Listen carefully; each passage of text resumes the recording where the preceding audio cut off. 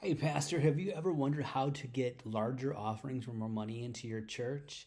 Stick around, we'll talk about it today. Hey, I am Tim Kiser. This is the Prophet Dare, and this is a channel where we reimagine stewardship. And stewardship is much more than giving. There's a lot more facets, many more facets than giving. But today we are going to talk about giving. And today I want to talk about some ways to increase the giving in your church. And sometimes unpopular subject, but it's vital and valid for the church. So, without further ado, let's talk about certain ways to get money into the church. The first thing is you have to talk about money, and you have to talk about it biblically as well. Unfortunately, many pastors have fallen into the theology by folklore concept, where they've heard someone talk about receiving offerings, and they just follow suit without really digging deep into the Bible themselves. And contrary to popular belief, there's not a whole lot about giving offerings in the Bible. They're very rare in the Old Testament. The building of the tabernacle with Moses, the rebuilding of the temple. There are a couple of things that way. Paul has some conversations in his epistles, and a lot of times those were gifts primarily for feeding poor people. So, to assuage the issue of famine. And speaking specifically in the Corinthian letters. So, but you have to talk about money biblically. And Paul, in one of his one of his letters to the Corinthian church, he actually apologized for not talking about money more. So it's important that when we talk about money, we do so biblically. We don't use coercion. We don't use guilt or shame tactics. We allow God to speak to people, but we bring up the opportunities. And so first of all, let's talk about money biblically. The second thing, and I'm actually going through an article I wrote on the Prophet Dare website, and it's basically called 9 Ways to Increase Giving in Your Church. Pastors Only, Please. So the second way is to say thank you. That is so amazing to me. One thing I appreciate so much about my pastor is that when he receives offerings, he basically just saying thank you for giving. And I think our church is in a very enviable position financially, because the church has been around a long time. There's no debt issue or anything, so there's no pressure there. Like a lot of churches have a ton of debt, but on Sunday mornings he'll come up, and before he preaches, he'll say, this is how you give. Thank you for your faithfulness to give, and it's nice to know that someone appreciates that. So say thank you once in a while. It won't hurt you to say thank you during your offering. Make giving easy. Make giving easy. We use a thing called push pay, and I'm not trying to pimp push pay or anything, but it's such a simple system to use for me. And I don't write checks anymore. I write like 2 checks a year for taxes usually, and that's it.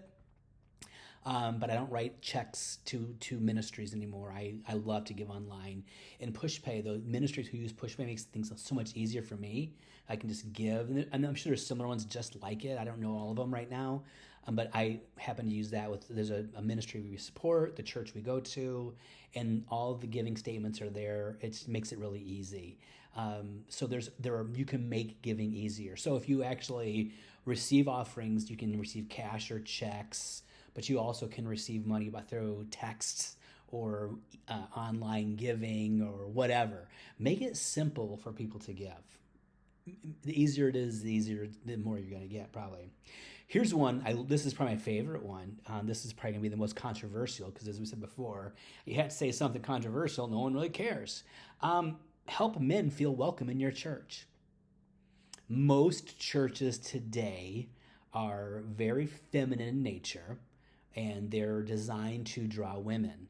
And so often you'll have the woman or a wife will go to church and bring the kids, and the husband won't go to church.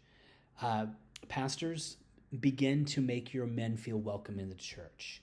Stop bashing them, denigrating them. Stop taking your liberty on Father's Day to bash them into how mean they are. You sound foolish, and you sound like you're an advocate against men. And if you have the whole family together, and you don't do this just to get money. This is an extra bonus on top of it. Imagine this. So you have a husband and wife that are, a married couple, and the wife is going to church and she wants to give generously to the whatever you're doing in the church. And the husband's not sold on it. He's gone. He went on Father's Day and you told him he was a loser, told him he shouldn't do this, he shouldn't do that, and he's mean and no good, and he's not coming back. You were singing Jesus is my boyfriend songs and he got totally turned off and is never coming back. And she's trying to budget money and he's not on board. It's going to be more challenging. But you get both of them on board, you get the husband and the wife together, and the giving becomes more natural and organic. So how about you make the men feel welcome in your church? And how about you make the business owners feel welcome too? Too many pastors become like borderline socialists and talk bad about people who are wealthy until they need money, and then they're smooching the fanny. So welcome the men, welcome the business owners. Stop treating them poorly until you need them. Let's just be very, just be kind, right? Treat people with respect and not just when you need them financially. Nothing worse than going to church as a person who is doing well financially and you feel as though you're only wanted or needed when there's a capital campaign going on. Because most people would love to give if there's places to give to, but you can't, push people around and bully them, denigrate them, and then ask for money and have them expect them to be excited about it. It just doesn't work that way. And if you do that and you expect that they owe you something, you're like a politician who thinks you can just tax people. This is not how the Bible operates. This is not how Paul taught or Jesus taught on giving. Number 5, humble yourself. Perhaps your church is out of whack budget-wise. Perhaps you're spending too much money on certain areas and not enough on the other areas. And you just, not all, I'm very fortunate. My pastor was a business owner prior to becoming a pastor. So I believe he runs the church finances, helps, administer the church finances in a way that's more business oriented and not less, hey, we don't keep score here with a profit and loss statement. So all we want is you to give more so we can spend more. And it's just not really thoughtful. Find out how much money you're spending on salaries and buildings. And if it's a lot, people want to believe they're making a difference in the community or in the world and not just paying a salary or paying for a building that's only being used a couple times per week, right? So humble yourself and ask for help if you need it. Provide many giving options. A lot of people have different, and this is not like text or online or cash. This is about different categories to give to. So perhaps you have debt to retire and you want people to give to a building fund. Take a very specific building fund. And if you're renting or leasing a space and you're thinking about buying, set up a building fund. Some people will be moved to give more towards a building fund than other things. If you have a food bank or community outreach, make a fund for that. You have missions outreach, just general fund. There's different ways to give. And if we constantly are looking for ways to give and give people opportunities, and then that's what God presses in their heart, because we all have different things that move us. I mean, I love missions. And so it's very easy for me to give to someone who's going on a mission trip, or if a church has a mission fund, it's very easy to do that.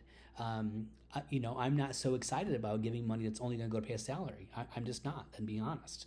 So give extra opportunities. Church plants. Like right now, the church I attend, we just launched and planted we live in a very small community, and we planted a church in one of the largest cities in the country right now. And people who wanted to give were able to give to this new church launch. So give different opportunities to give money, right? Provide different opportunities. Be transparent. Another point, be transparent with the resources.